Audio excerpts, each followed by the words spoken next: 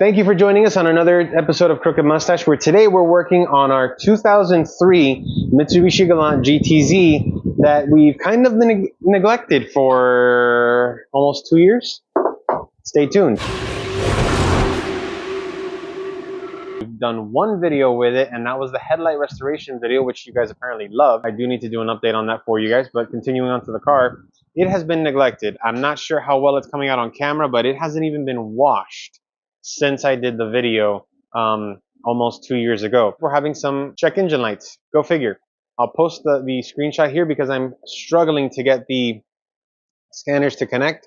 So the codes that we're dealing with are the one relating to the oxygen sensor on the back part of the engine after the catalytic converter. For you Mitsubishi specific guys, that is bank 1, sensor 2, so it's after the cat. And the other code we're dealing with is the mass airflow sensor. Remember, the airflow meter is the thing that tells the engine how much air is coming in, and then the oxygen sensors are what adjusts the actual fuel trim so that the engine can run correctly. If one starts to go bad, it can cause issues in the way that the actual engine runs, and that's what we're having. We can go ahead and start this thing up.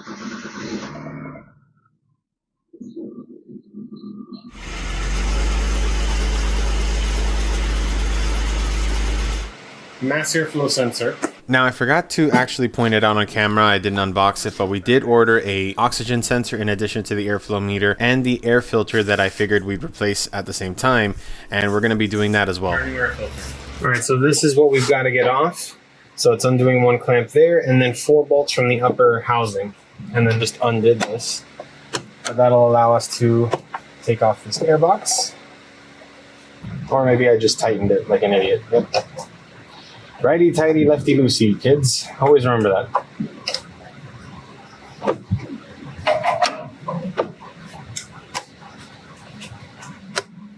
I'll be honest, this thing doesn't even look dirty. We've already got a new one. Already got this one loose, and wasn't recording when this one came off, but that one was the hard one. I was playing hard to get. Get it? Because it was hard to get to. No. All right. There we go. That pops loose. And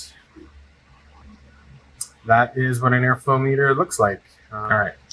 So there's the old one. Well, I'll be darned. Looks exactly the same. It's just 20 years newer.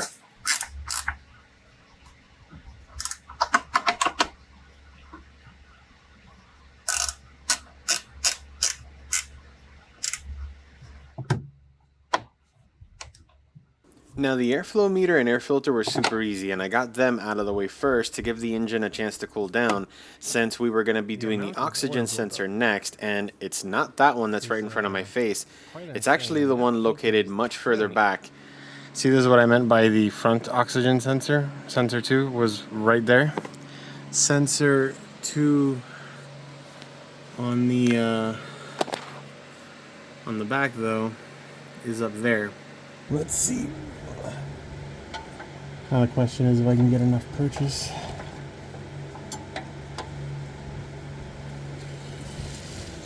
So the issue I was running into was that I didn't want to take that Y pipe that you see kind of in front of my face. I did not want to open up the exhaust to get to the oxygen sensor. I was able to get the wrench onto it, and I had the power. I was just lacking the torque. And since you have to use the open end of the wrench on the sensor, you can't do the typical thing that you would normally use a box end wrench where you have the open end out, and then you can kind of engage a second wrench to give you almost like a cheater bar. So this was the next best thing I could come up with, and this is how I eventually got the oxygen sensor loose. I welded 2 wrenches together to give me more leverage.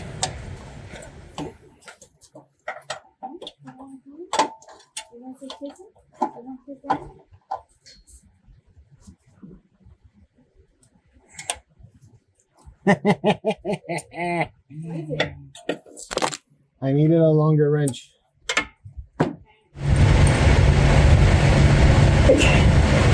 You fucking welded them together. Yep. Do what you gotta do.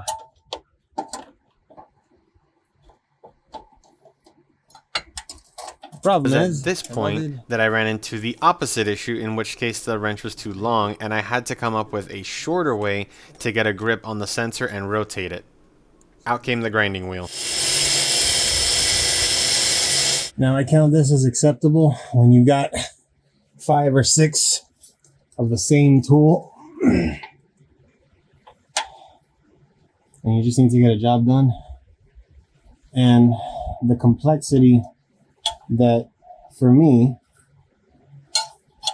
attempting to remove the exhaust adds to this job, turning it into one of those while you're in there kind of things, only to realize that I cut the wrong wrench.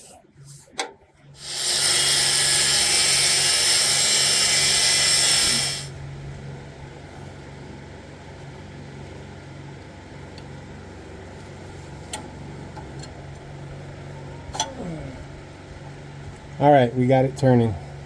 It was literally that half a turn that I think I can now do it by hand. Yeah. I think to make things easier, I'm gonna disconnect it from up top.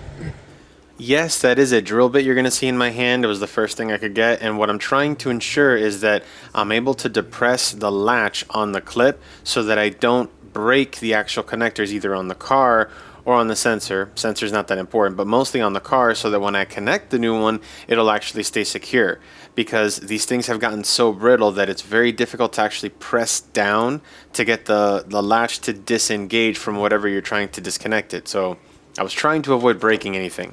Lesson there is, do not force something. And now we can untangle this mess. And yes, we were correct. Now it's going back down there, so now we can go back underneath the car. Actually, I'll just do it with you guys looking from up there.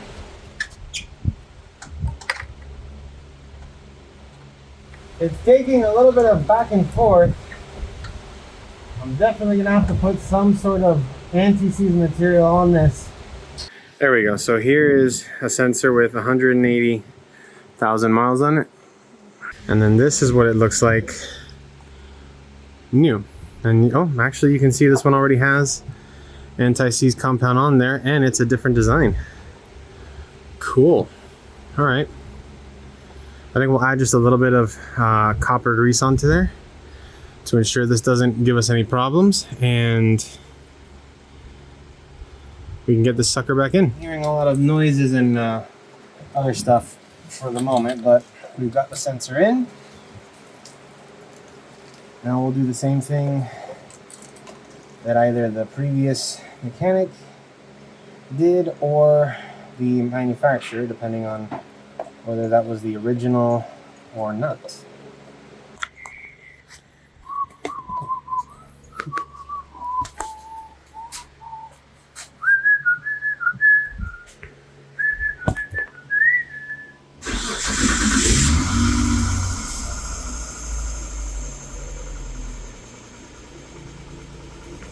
Well, right off the bat, let's check the exhaust.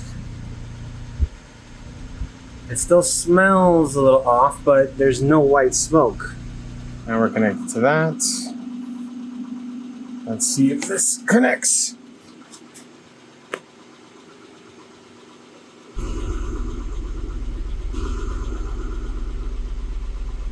And we are connected. There you go.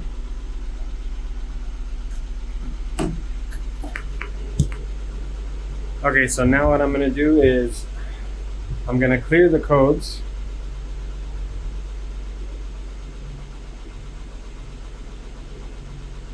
And then it gives me the error for some reason. Again, just to show you guys and you seeing this, it is still showing that it is reading.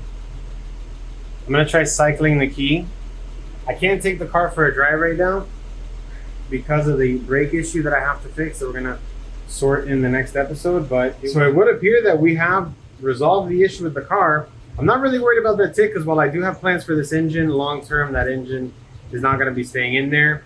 And I can pretty much guarantee you that there's very few people who would guess what I'm going to put in here, or what I'm contemplating on putting in here. For now, I want to focus on getting the car back together, especially considering these days that Cars are just so hard to come by, and there's no clue what the history of them is. We'll see. But yeah, that's it for now. Next episode, we're going to be working on this thing. I haven't forgotten about the truck. Thank you guys so much for watching. We'll see you next time. Dale!